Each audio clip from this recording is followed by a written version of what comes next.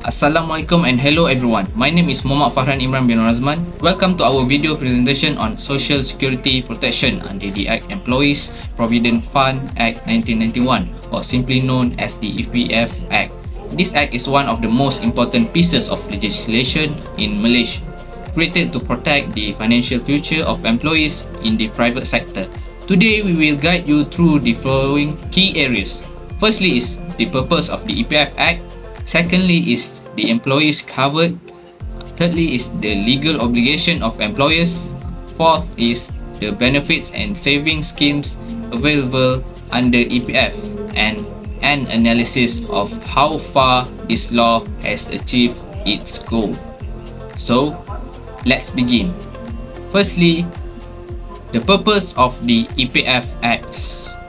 According to the Employees Provident Fund Act 1991, the main purpose of this legislation is establish a compulsory savings scheme for employees in the private sector and certain non-pensionable public service sector. The Act ensures that employees have financial protection after retirement in line with Section 3 of the Act, which outlines the establishment of the Employees Provident Fund as a statutory body responsible for managing and safeguarding these savings. More specifically, the EPF Act aims to provide retirement benefits to employees through contribution from both employees and employers, create a systematic long-term savings mechanism governed by strict rules and regulations, to ensure that employees receive dividend returns based on prudent investment managed by EPF. This legal framework helps promote financial security, social stability, and encourage a culture of savings among Malaysians. The fund is not only a retirement savings plan, it also allows limited early withdrawal for approved purposes such as housing, education, healthcare, and emergencies in accordance with specific provisions under the Act. Assalamualaikum warahmatullahi wabarakatuh. My name is Muhammad Ilhan Aimah bin Muhammad Afia. My matrix number is 2024-755-185.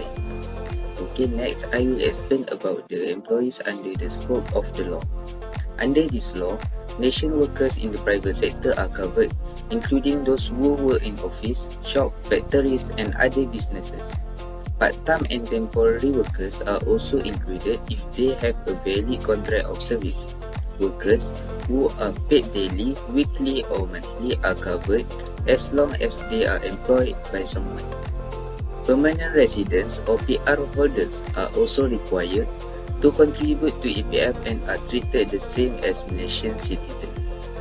However, several groups are not covered under the EPF Act. Foreign workers who do not have permanent resident status are not required by law to contribute unless agreed in their employment contract. And also, government workers who receive pension are also excluded because they are already protected under the Pension Act 1980. Housemaid and domestic workers are not included because they work in private homes, not in formal companies. Freelancers and self-employed individuals are not automatically covered as they have no employer. However, they may choose to contribute voluntarily under a special scheme called ICE. Hi, I will continue the presentation. Let's move on to legal obligation of employers under the Employees Provident Fund Act 1991. The first one is registration. According to Section 41(1) EPF Act, an employer shall register with the EPF within 7 days from the date the employer become liable to contribute, that is, as soon as an employee is employed. This applies to both local and foreign workers who are liable under the Act. Failing to do so is already considered an offence. Let's move on to ensure orderly monthly contribution obligation. According to Section 43(1) EPF Act, subject to the provision of Section 52, every employee and every employer of a person who is an employee within the meaning of this Act shall be liable to pay monthly contribution on the amount of wages at the rate respectively set out in the third schedule. Every month, the employer must deduct the employee's portion of EPF contribution from their salary and combine it with the employee's portion, then remit the full amount to EPF on or before the 5th of the following month. Missing these deadlines can result in penalties. Another important obligation is record keeping and compliance. Employers must update any changes like changes in employee's name, status and address, retrenchment of workers, and termination of operation. Employers must maintain proper payrolls record, including payslip that show EPF deduction. This record must be kept for at least 7 years as proof in the event of an inspection or audit by EPF officer. Employers are also responsible for submitting Form A each month, which is a declaration of the names, EPF number, wages, and contribution amount for each employee. This form is used to ensure transparency and accuracy in contribution. And finally, failure to comply with these obligations can result in serious penalties. Failure to pay EPF contribution is an offence, and employees are regularly prosecuted for failure to make EPF contribution. Now, let's move on to EPF contribution rates, which vary based on employees' age, salary, and citizenship status. Firstly, for Malaysian employees below 16 years of age, the contribution rates are 11% from the employee and 6% from the employer if the monthly salary is 5,000 ringgit and below. For those earning more than 15,000, the employer's share is slightly lower at 12%, while the employee's contribution remains the same at 11%. Secondly, for Malaysian or permanent resident aged 16 and above, the contribution rates are reduced. The employee is not required to contribute. Their contribution is 0%, while the employer contribute 4% of the employee's salary. Now, let's take a look at non-Malaysian employee. There are two categories. First, those who register as EPF member before 1 August 1998, and 2, those who register from 1 August 1998 onwards. For the first group, non-Malaysian who joined EPF before August 1998, if their salary is HRM582 and below, their contribution rate is 5.5% employee and 6.5% employer.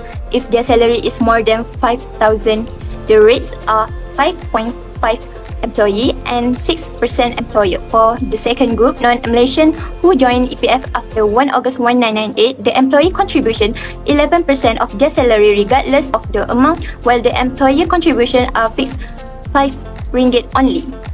For those aged 16 and above in this second group, the employee contributions 5.5%, and again, the employer contributes a flat 5 ringgit regardless of salary. This rate are outlined in the third schedule of the EPF Act and are mandatory unless the employee has opted out under specific provision. Assalamualaikum and hi, my name is Arina Shuhaida binti Saharuddin and my metric number is 2024-752577.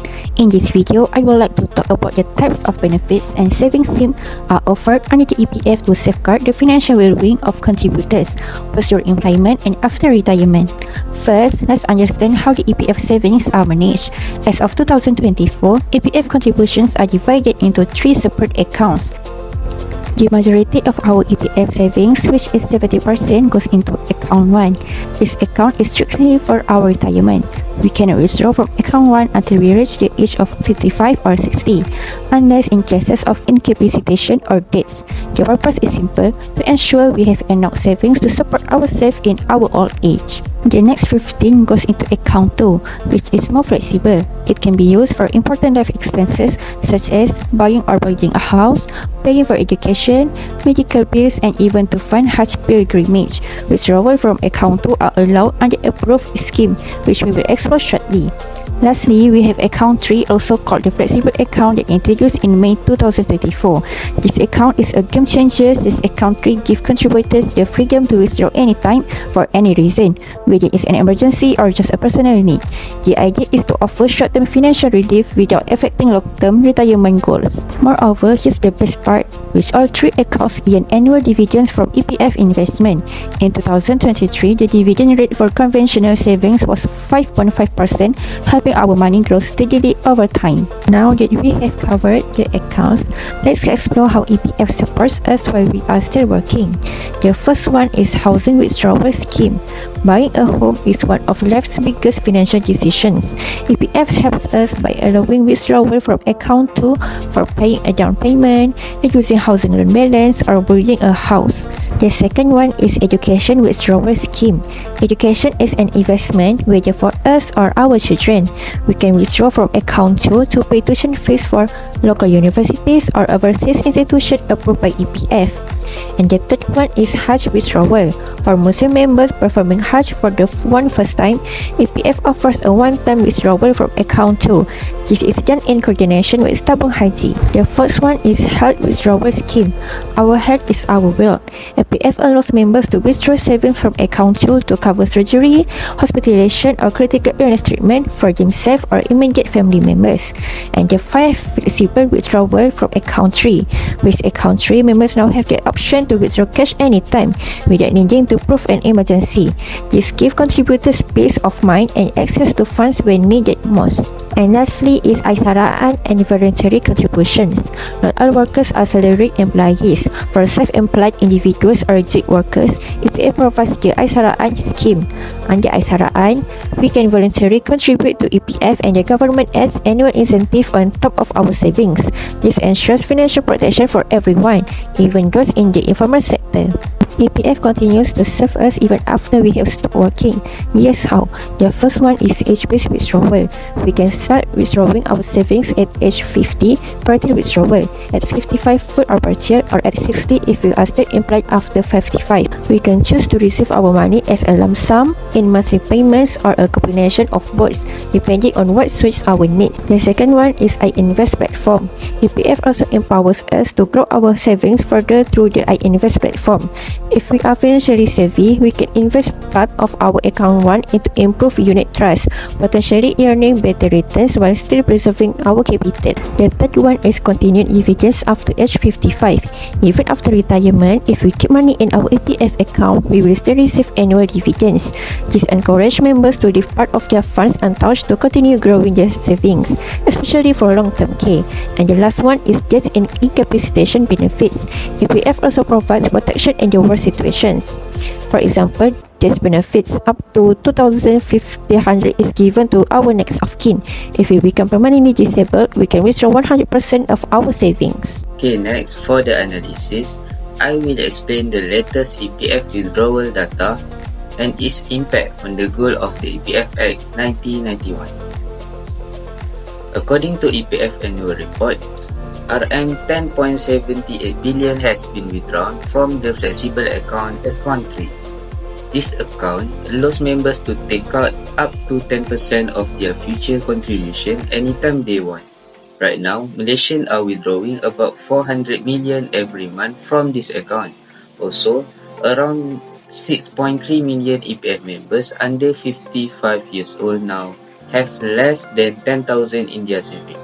That's about 48% of all contributors.